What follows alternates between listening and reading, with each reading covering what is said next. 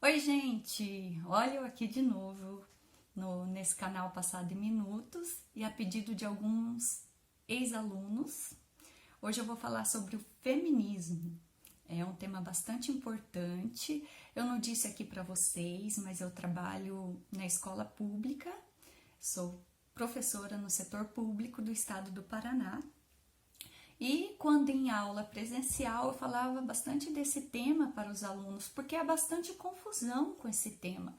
Muita gente tem preconceito contra as feministas, né? Não entende o que realmente o movimento feminista prega e no entendimento geral, o feminismo ele busca igualdade.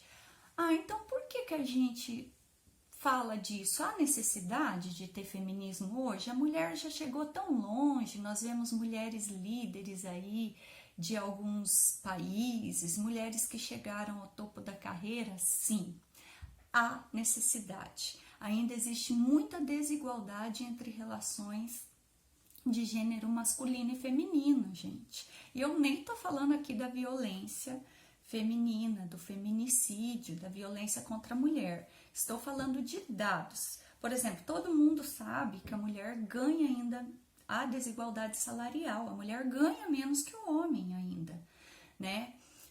Eu, antes de montar a aula, estava pesquisando realmente esses dados exatos. Por exemplo, no Brasil, segundo o IBGE, a mulher ganha 20,3% a menos que o homem. No mundo, segundo a Organização Internacional do Trabalho, esse número cresce para 23%. Então, é uma desigualdade salarial muito grande, né? Outra coisa importante, no Brasil, o trabalho doméstico, as mulheres realizam 4 vezes mais que os homens o trabalho doméstico. O trabalho doméstico ainda é visto como um trabalho de mulher. Os dois podem, por exemplo, quando se trata de um casal, os dois podem trabalhar fora. Muitas vezes voltam para casa e só a mulher tem que realizar o trabalho doméstico que não é remunerado. Então é uma desigualdade muito grande que existe ainda entre homens e mulheres. Por isso que o feminismo é tão importante. O feminismo, ele trata e combate essa desigualdade. Ele quer igualdade entre homens e mulheres. É muito importante isso daí. Então eu vou falar do movimento feminista, como ele nasceu. A gente sabe que antes do movimento feminista, nós tivemos vários nomes de várias mulheres que assim, lutaram e romperam padrões para sua época. Aqui no Brasil nós tivemos a Anita Garibaldi, que lutou na Revolução Farroupilha e depois foi para a Itália lutar na unificação italiana, né? Ali atrás vocês vê o meu ícone, a Frida Kahlo, que foi depois do movimento feminista, surgiu depois, mas também foi um ícone que rompeu padrões para sua época. Então, mais para frente, em alguns vídeos posteriores, dá pra gente montar vídeos de mulheres que fizeram a história.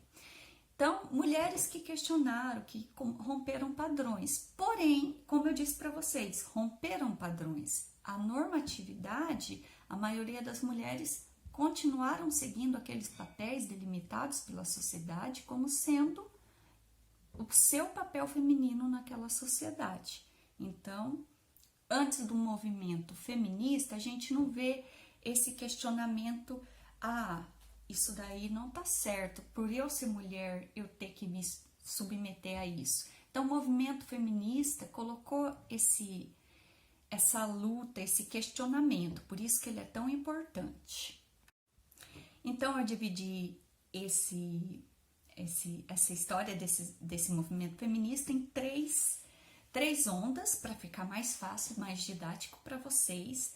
A primeira onda, ela surge com a Revolução Francesa. Para quem não lembra da Revolução Francesa, ela foi aquela revolução onde a burguesia com o povo questionou os poderes do rei absolutista francês, o rei que queria mandar em tudo, que dizia: o Estado sou eu, junto com os privilégios de duas classes, da nobreza e do clero. Então essa revolução questionou isso daí e acabou com o poder absolutista na França, né? E também colocou os ideais burgueses como sendo de todos. Quando os burgueses tomam o poder, percebe que, olha, não é bem assim, eles dão uma afastada do povo, mas isso não vem ao caso, nós vamos falar do movimento feminista. Então, quando é colocado lá na Revolução Francesa a Declaração Universal dos Direitos do Homem e do Cidadão, a gente pensa assim, nossa, que legal, agora todo mundo vai ter direito de participar da política, do voto, né, de ser igual perante a lei. Aí é que tá, todos não, as mulheres ficam de fora. Então, a primeira onda do movimento feminista, ela está ligada ao voto, ao direito ao sufrágio universal. Os primeiros grupos dessas mulheres lutavam por direito do voto se estender às mulheres também, não só aos homens. Então, na Inglaterra, nós vamos ter o movimento das sufragistas. Até quando eu estou em sala de aula, tem um filme muito interessante que eu passo trechos para os meus alunos, que se chama As Sufragistas. Esse filme, ele trata bem do movimento sufragista na Inglaterra. A Meryl Streep é parte do elenco e arrasa, né? Então, vale a pena assistir. E daí nós vamos ter na França uma mulher chamada Olympique, ela escreve os direitos da mulher e da cidadã, questionando isso, nós também queremos votar. Então, a primeira onda está ligada a essas mulheres, ligada à burguesia também, muitas vezes parte da classe burguesa. Depois, esse questionamento, essa vontade de votar, de ter algumas pessoas que representassem no poder, vai se estender à classe operária, né? Na Inglaterra, nós temos as sufragistas com bastante pessoas mulheres da classe operária participando desse movimento, né? Então, essa primeira onda, que está ligada diretamente à luta pelo direito do voto. A segunda onda vai ter um marco muito importante, que é uma escritora francesa, Simone de Beauvoir. Por que ela é tão importante? Ela marca a história do feminismo? Porque ela começa a questionar os papéis delimitados para a mulher na sociedade. Ela começa a questionar que nós, mulheres, somos ensinadas a ser mulheres. A sociedade impõe esse padrão normativo de ser mulher. Por isso aquela frase dela famosa, que caiu até como vestibular do Enem, não se nasce mulher, torna-se, né? Então ela traz para o centro da luta feminista esses questionamentos acerca do gênero. Por que nós mulheres somos educadas a ser assim? E o movimento feminista começa a questionar os padrões patriarcais. O que é patriarcal? Essa noção de patriarcal nasceu com as famílias patriarcais romanas, lá na Roma Antiga, onde as famílias eram organizadas sob a decisão do pai. Se da ausência do pai, do marido, de um ente masculino. Então, a noção do ente masculino ditando os papéis e tomando para si o poder de falar que seria as normas da família e também os bens materiais da família. Então, nota-se que a esfera do poder é colocada na mão do masculino. Então, na segunda onda do feminismo, começa a se questionar essa questão do poder masculino. Por que o homem que tem que ocupar esse cargo? Por que o homem tem que ser o político? Então, isso é muito importante também. Nós não estamos falando que os homens não têm o merecimento para ocupar um cargo político. Nós estamos questionando que também, em menor número, as mulheres ocupam isso até hoje, né? Foi preciso ter uma lei para que as mulheres tivessem direito a dentro de cada partido, poder ter um número de mulheres para ocupar cargos políticos. Olha só que interessante. Então, por isso é necessário. Então, essa segunda onda, gente, vai ser muito importante porque ela vai trazer para o campo do gênero a discussão do feminino. Então, por que eu tenho que me comportar dessa maneira? Por que esses padrões do gênero feminino são impostos para as mulheres desde cedo? Fica dentro do lar, tem que ficar dentro da esfera doméstica. Então, são padrões nocivos que foram impostos para as mulheres como um dado normal, cultural. A mulher nasceu para ir, né, para ser do lar. Então, isso é muito nocivo à condição feminina. E eu achei interessante que isso está sendo repensado hoje na condição masculina também.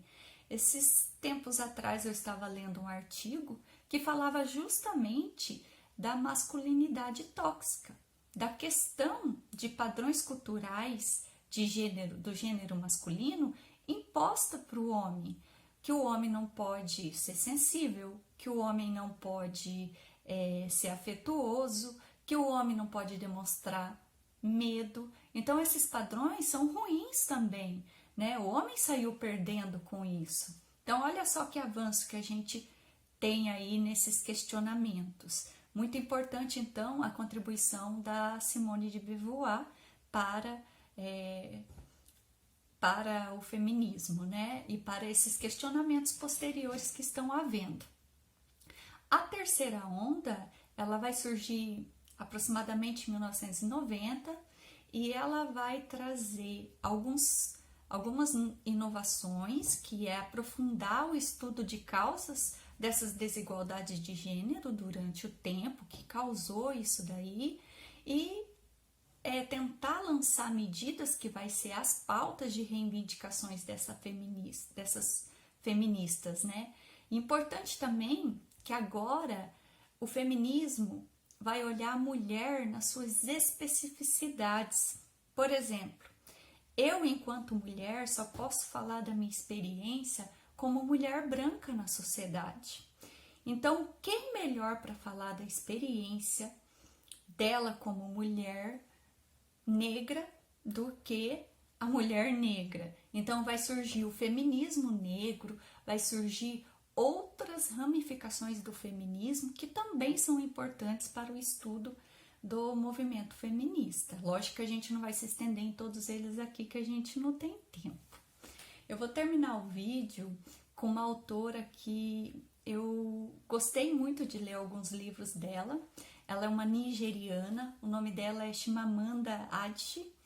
E o livro que eu vou falar agora é um livro curto, bem legal, assim, sugiro como leitura aí complementar do tema. Esse livro chama Sejamos Todas Feministas. E ela conta nesse livro como foi a desconstrução dela. Porque em primeiro momento, quando ela foi chamada de feminista, pela primeira vez, pelo colega dela, ela falou: não, eu não sou feminista, porque até ela tinha a noção do que de feminista como uma figura sozinha, uma figura agressiva, uma figura assim, um pouco que demonizada pela sociedade, né? Então ela nega: não, eu não sou. E depois ela começa a refletir a vivência dela como mulher na sociedade nigeriana, que a sociedade nigeriana é muito mais patriarcal que a brasileira, e começa a se perceber: não, opa, eu preciso sim tomar um posicionamento e defender a igualdade das mulheres, porque a nossa sociedade nigeriana, isso é muito abissal, muito grande essa diferença. E daí ela cita duas histórias que eu vou contar rapidinho, que ela fala primeiro da história quando ela era criança, em idade escolar, onde ela quer ser a monitora da classe, ajudante da professora, e ela fica tranquila, porque a professora cita que um dos critérios vai ser a nota, e ela tem a nota maior, então ela fica bem tranquilizada. E daí a professora revela que, na verdade, é o menino que tem a segunda nota maior. Então ela fala: por quê? Porque ele é homem, né? E o costume era que só os meninos fossem monitores. Então ela fala: não, né? Não tá certo. Eu tenho que questionar essa posição de poder. Por que só o homem pode ocupar essa posição de poder? A gente não tá questionando, gente, aqui de maneira alguma. Eu tô falando que os homens não são merecedores dos cargos que ocupam e tal, mas a gente tá repensando que também nós merecemos ocupar esses cargos, né? E essas posições de poder na sociedade. O outro exemplo, ela cita que depois, já de escritora e conhecida, ela vai almoçar num restaurante com um amigo do sexo masculino e ela, né, lá também tem os cuidadores de carro e quando eles terminam, eles vão pro carro e ela fala que dá a gorjeta pro cuidador e ele olha para o amigo e agradece a ele, como sendo que, olha, o poder e o dinheiro vêm do homem, né? Então, através dessas histórias simples, ela começa a contar mais histórias, logicamente, onde ela vai desconstruindo esses padrões normativos na sociedade nigeriana, questionando e ainda falando, não, eu sou feminista sim, sou feminista, sou negra e sou feliz.